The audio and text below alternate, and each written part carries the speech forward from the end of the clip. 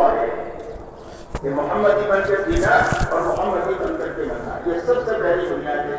صحابہ فرماتے ہیں کہ ہم نے پہلے ایمان سیکھا اور اس کے ساتھ پھر قرآن کو سیکھا، اس لیے کہ ایمان جب زندگیوں میں آئے گا تو اس کے نتیجے میں اللہ کے سارے حکموں پر عمل کرنا آسان ہو جائے گا، اللہ کی نافرمانی سے بچنا آسان ہو جائے گا، اور دین کی محنت کے ہر تقاضے پر قدم اٹھانا آسان ہو جائے گا جب یقین بن جائے گا۔ اس لیے دعوت اور تبلیغ کی محنت سب سے پہلے اپنا کلمہ ٹھیک کرنے کی محنت ہے۔ جہاں ایمان والا اپنا کلمہ بنائے، یقین بنائے، اپنی زندگی کو محمد کی سانچے میں ڈالے، اسی کے ساتھ میرے دوستوں دوسری بنیاد جس پر 100% صحابہ تھے، اللہ کی عبادت اپنی حقیقت کے ساتھ 100% ایمان والوں نے زندہ کی۔ اس لیے کہ اللہ سے لینے کا راستہ عبادت کا ہے، ایاک نعبد و ایاک نستعین، اللہ آپ ہی کی عبادت کریں گے، آپ ہی سے مدد لیں گے، اللہ کی مدد لینے کا راستہ عبادت کریں گے۔ یا ایھا الذین آمنوا استعینوا بالصبر والصلاۃ، اے ایمان والو اللہ سے مدد طلب کرو نماز کے راستے سے اور صبر کے راستے سے۔ حضور صلی اللہ علیہ وسلم کو کوئی بات درپیش ہوتی تھی تو آپ نماز کی طرف متوجہ ہو جاتے ہیں۔ 100% صحابہ کا یہی معمول تھا، 100% اولیاء اللہ کا، علماء ربانیین کا یہی معمول ہے کہ جب کبھی بھی کوئی مسئلہ آتا ہے تو اس مسئلے میں ان کی نگاہ اللہ پر جاتی ہے اور نماز پر جاتی ہے۔ اس لیے میرے دوستو اپنی عبادت اچھے سے اچھی بنانا، جانی عبادت بھی اور مالی عبادت بھی، نماز روزہ یہ جانی عبادت ہے، اپنی نماز ایسی اچھی بنانا جو 24 گھنٹے کی ہماری زندگی کو اچھا بنا دے۔ اللہ والی فرماتے ہیں کہ نماز کی مثال زندگی میں ایسی ہے جیسے گھر میں روشن دان اور کھڑکی کی ہوتی ہے، گھر کا خراب ہوا یہیں سے باہر جائے گا، تازہ ہوا گھر میں جو آئے گی وہ یہیں سے آئے گی۔ ایسا ہی زندگی سے رضائیں جو نکلیں گے اور زندگیوں میں سے برائیاں جو نکلیں گی وہ نماز کے راستے سے نکلیں گی۔ زندگیوں میں اچھائیاں جو آئے گی جس کو اللہ پسند کرتے ہیں وہ نماز کے راستے سے آئے گی۔ اسی لیے فرمایا ان الصلاۃ تنہی عن الفحشاء والمنکر، فرمایا نماز کی خاصیت ایسی ہے کہ جو آدمی کو بے حیائی اور برائی کے کاموں سے روکتی رہتی ہے۔ اس لیے اپنی نماز پر محنت کر کے اپنی 24 گھنٹے کی زندگی کو سنوارنا، اطاعت پر لانا، روزے کے ذریعے سے اپنے اندر تقویٰ پیدا کرنا کہ جس طرح حلال سے بچے ہیں حکم پورا کرنے کے لیے، ایسا ہی حکم پورا کرنے کے لیے حرام سے بھی بچیں گے۔ حرام سے بچنے کی طاقت پیدا کرنے کے لیے اللہ نے روزے عطا فرمائے کہ حلال سے بچے ہو، حرام سے بچنے کی طاقت پیدا کرنے کے لیے۔ اور جب تقویٰ زندگی میں پیدا ہو جائے گا تو اللہ ایسی جگہ سے روزی دیں گے جہاں سے وہم و گمان بھی نہیں ہوگا۔ کوئی مشکل آ گئی ہے، الجھ گئی ہے چیز، کسی کے بس میں نہیں ہے اس کو سلجھانا، اور میں تقوی کے راستے سے اللہ مشکل کو سلجھا دیں گے۔ یہ طاقت ہے تقوی کی کہ مشکل میں سے اللہ نکال دیں گے تقوی کی برکت سے۔ دنیا کے کاموں کو اللہ آسان کر دیں گے، اگر کوئی غلطی ہو جائے گی تو تقوی کی برکت سے اللہ معاف کر دیں گے، اور فرمایا اگر کوئی نیکی ہوگی تو اللہ نیکی کا وزن بڑھا دیں گے، اور قیامت کے دن نیکیوں کو گنا نہیں جائے گا، قیامت کے دن نیکیوں کا وزن کیا جائے گا، اور نیکی میں وزن جو پیدا ہوگا وہ تقوی کی برکت سے پیدا ہوگا۔ آپ انداز لگائیں کہ تقوی کی برکت سے نیکی میں کتنا وزن آتا ہے۔ حضرت عمر رضی اللہ تعالیٰ عنہ حضرت صدیق اکبر رضی اللہ تعالیٰ عنہ سے فرماتے ہیں کہ اگر آپ ایک دن کی نیکی دے دیں، ہجرت حضور صلی اللہ علیہ وسلم کی وفات کے دن کی نیکی جس میں آپ نے امت کو سنبھالا ہے، اور ایک رات کی نیکی آپ دے دیں ہجرت کی رات کی، تو میں اپنی پوری زندگی کی ساری نیکیاں دینے کے لیے تیار ہوں۔ یہ دونوں نیکی اتنی وزنی ہے، اس لیے کہ قرآن پاک میں صدیق اکبر رضی اللہ تعالیٰ عنہ کو اللہ نے سب سے بڑا متقی بتایا ہے کہ نبوت کے بعد سب سے بڑے متقی ابو بکر ہیں، اور اس تقوی کی برکت سے ان کی نیکی میں اتنا بڑا وزن پیدا ہوا۔ اس لیے نیکی ہوگی تو وزن پیدا ہو جائے گا۔ ایسے ہی زکوٰۃ کے ذریعے سے ہمارے دلوں کا بخل ختم ہو جائے گا۔ مومن بخیل نہیں ہو سکتا۔ بخل جہنم کا درخت ہے اور سخاوت جنت کا درخت ہے۔ حج ایسا اچھی طرح کرے کہ جو زندگی کو اطاعت پر لے آئے، اطاعت سکھائے بتانے کے لیے حج ہے کہ جس طرح حج میں سمجھ میں آئے نہ ہم آئے اللہ کے حکم کو پورا کرتے ہیں، پوری زندگی وہ سمجھ میں آئے نہ آئے اللہ کی اطاعت کے ساتھ نبی کے طریقے پر چلتے ہوئے اللہ کو راضی کرنے کی اور آخرت بنا کی نیت کرتے ہوئے زندگی گزاریں گے۔ اس لیے اپنی عبادت کو اچھے سے اچھی بنانا، عبادت امت میں زندہ ہونی چاہیے۔ عبادت کے راستے سے زندگی میں دین آئے گا، پہلے عبادت آتی ہے اس کے بعد باقی کا دین آتا ہے۔ اس لیے میرے دوستوں اپنی عبادت کو اچھے سے اچھی بنانا اور امت میں عبادت زندہ ہو جائے اس کی محنت کرنا۔ اس بات کا تصور نہیں ہو سکتا تھا کہ مسلمان ہو اور بے نمازی ہو حضور صلی اللہ علیہ وسلم کے زمانے میں، مسلمان ہو روزہ نہ رکھے، مسلمان ہو زکوٰۃ نہ دے، اس کا تصور نہیں ہو سکتا تھا، مسلمان ہو حج پر دے اور حج نہ کرے، فرمایا اس کا تصور نہیں ہو سکتا تھا۔ 100% عبادت پوری امت میں حقیقت کے ساتھ زندہ تھی۔ اسی کے ساتھ میرے دوستو عبادت اور ایمان یہ اللہ کے بڑے بڑے حق ہیں اور اللہ نے اپنے مخلوق کے حقوق زیادہ رکھے ہیں۔ اس لیے تیسری لائن جو ہے اپنی معاشرت کو حضور صلی اللہ علیہ وسلم کے طریقوں پر لانا، اس لیے کہ دین دنیا میں زندہ جو ہوگا وہ حضور صلی اللہ علیہ وسلم والی معاشرت پر زندہ ہوگا۔ ایک اللہ والے فرماتے تھے کہ دنیا میں دین حکومتوں سے قائم نہیں ہوگا بلکہ حضور صلی اللہ علیہ وسلم والی معاشرت پر اللہ کا دین دنیا میں زندہ ہوگا۔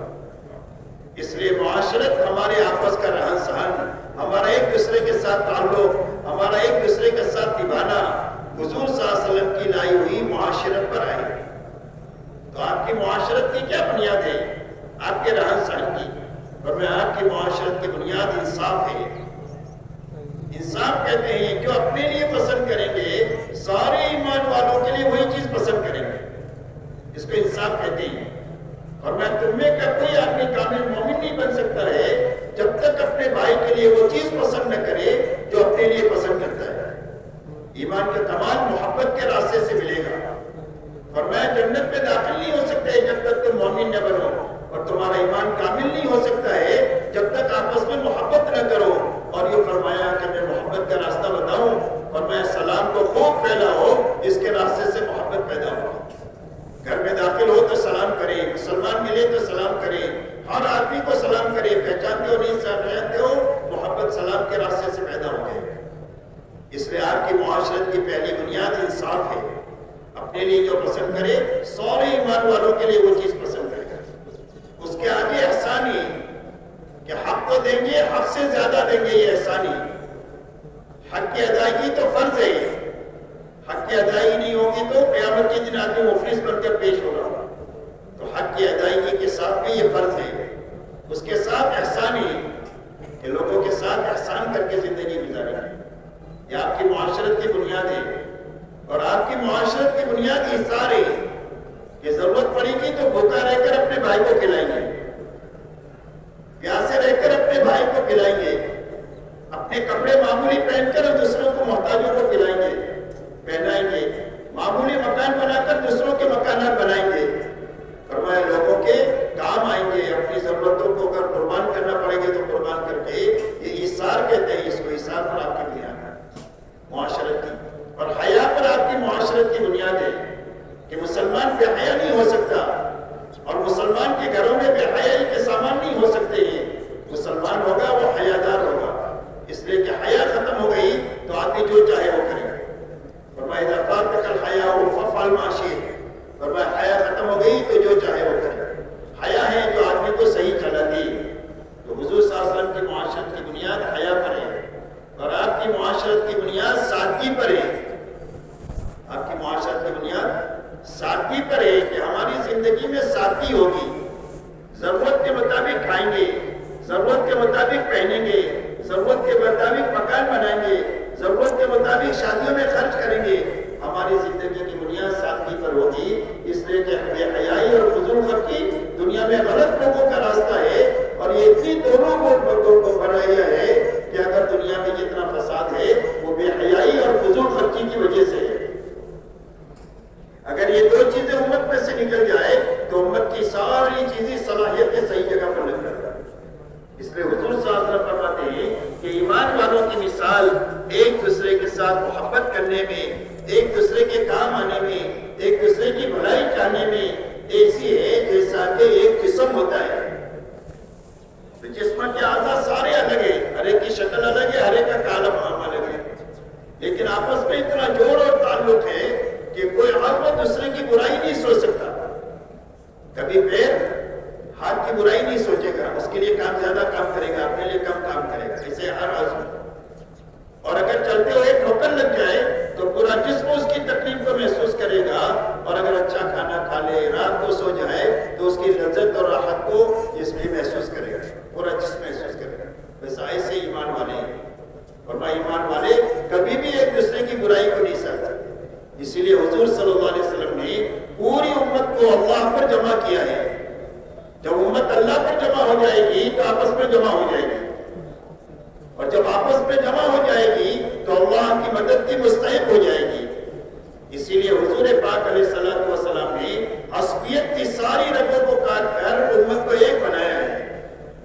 اور میں زبان کوئی بھی مسئلہ نہیں ہے. زبان کی وجہ سے علاقے تقسیم نہیں ہوں گے، رنگ کی وجہ سے نہیں ہوں گے، وطن کی وجہ سے نہیں ہوں گے، قومیت کی وجہ سے نہیں ہوں گے. یہ جاہلیت کی رگیں ہیں. حضور صلی اللہ علیہ وسلم نے ساری رگوں کو کاٹ کر پوری امت کو ایک بنایا ہے اور ایک بنایا ہے. اسی لیے بدر کے موقع پر جب کچھ قیدی آئے ہیں اور حضور صلی اللہ علیہ وسلم نے مشورہ کیا ہے تو حضرت عمر رضی اللہ عنہ نے رائے دیا کہ اللہ کے نبی میری رائے یہ ہے کہ ہر ایمان والے کے ہاتھ میں اس کے رشتہ دار کو دے دو، اس کی گردن مار دے، تاکہ اللہ کے سامنے ہم بتا دے کہ ہمارے سامنے کوئی بھی رشتہ نہیں ہے. جو اللہ والا ہے وہ ہمارا ہے، جو اللہ والا نہیں ہے وہ ہمارا نہیں ہے. یہ بھی سب سے بڑا رشتہ ایمان کا رشتہ ہے. ایمان کے لیے سارے رشتوں کو قربان کیا جا سکتا ہے، ایمان کو کسی وجہ سے قربان نہیں کیا جا سکتا، اور نہ ایمان کے کسی تقاضے کو قربان کیا جا سکتا ہے. اس لیے میرے دوستو، امت ایک اور نیک بنے تو اللہ کی مدد کی مستحق بن جائے گی. آج جتنے حالات ہیں اللہ کی مدد کے روٹنے کی وجہ سے، اور اللہ کی مدد کے روٹنے کی وجہ امت کا آپس کا توڑ ہے. جب توڑ ختم ہو جائے گا اور امت ایک ہو جائے گی تو اجتماعیت کی بنیاد پر اللہ کی مدد ساتھ ہو جائے گی، اور اللہ کی مدد ساتھ ہو جائے تو ہمارے چھوٹے بڑے سارے انفرادی اجتماعی مسائل حل ہو جائیں گے. اسی لیے فرمایا ینصرکم اللہ فلا غالب لکم وإن یخذلکم فمن ذا الذی ینصرکم من بعدہ وعلی اللہ فلیتوکل المؤمنون. اگر اللہ تمہاری مدد کرے تو دنیا میں کوئی بھی طاقت تمہارے پر غالب نہیں آ سکتی، اور اگر اللہ اپنی مدد کا ہاتھ کھینچ لے تو کون ہے تمہاری مدد کر سکتا ہے. اور ایمان والوں کو صرف اللہ ہی پر مدد بھروسہ کرنا چاہیے، اور اللہ کی مدد کے ساتھ ہونے کا ضابطہ اللہ کے دین پر عمل کرتے ہوئے اللہ کے دین کو زندہ کرنے کی محنت ہے. اسی لیے فرمایا وَلَيَنْصُرَنَّ اللَّهُ مَن يَنْصُرُهُ، اور میں اللہ تعالیٰ ضرور بھی ضرور اس کی مدد کریں گے جو اللہ کے دین کی مدد کرے. اس لیے میرے دوستو، ہماری معاشرت حضور صلی اللہ علیہ وسلم کے طریقوں پر آئے، آپ کی نائی ہوئی دنیا کے پر آئے. اسی کے ساتھ اللہ تعالیٰ نے اس دنیا کو ضرورت کے پوری کرنے کی جگہ بنایا ہے. ہر انسان میں ضرورت بھی ہے اور خواہش بھی ہے. ضرورت محدود ہے اور خواہش نامحدود ہے. اور ہر آدمی میں اللہ نے دونوں چیزیں رکھی ہیں، خواہش بھی اور ضرورت بھی. اور ضرورت کے پورا کرنے کا اللہ نے وعدہ کیا، اور خواہش کے پورا کرنے کا بھی اللہ نے وعدہ کیا. ضرورت کہاں پوری کریں گے؟ اور میں دنیا میں پوری کریں گے. اور خواہش کہاں پوری کریں گے؟ اور میں جنت میں پوری کریں گے. دنیا میں خواہش کسی کی پوری نہیں ہو سکتی، اور پوری دنیا میں کرنے کے لیے ہے بھی نہیں خواہش، بلکہ خواہش دنیا میں حکم کے مقابلے میں توڑنے کے لیے ہے. خواہش کس کے لیے رکھی اللہ تعالیٰ نے؟ کہ جب حکم آ جائے اور اس کے مقابلے میں خواہش آ جائے تو خواہش کو توڑا جائے، حکم پورا کیا جائے توڑنے کے لیے. جب پیٹرول چلتا ہے تو گاڑی چلتی ہے، دیے میں تیل چلتا ہے تو روشنی آتی ہے. ایسا ہی حکم پر جب خواہش پھوٹتی ہے تو ایمان کا نور ملتا ہے. اسی لیے حدیث پاک میں آتا ہے کہ ایک آدمی راستہ چل رہا ہے، کوئی حرام چیز سامنے آ گئی، اس نے اپنی نگاہ نیچی کر لیا، اللہ اس کو ایمان کی حلاوت عطا فرمائیں گے جو اپنے دل میں وہ محسوس کرے گا. تو خواہشات توڑنے کے لیے اور ضرورت پوری کرنے کے لیے، اب ضرورت کو پورا کرنے کے لیے اللہ تعالیٰ نے حلال راستے دنیا میں کھولے ہیں، اور حرام راستے بھی امتحان کے لیے. تو حرام سے بچنا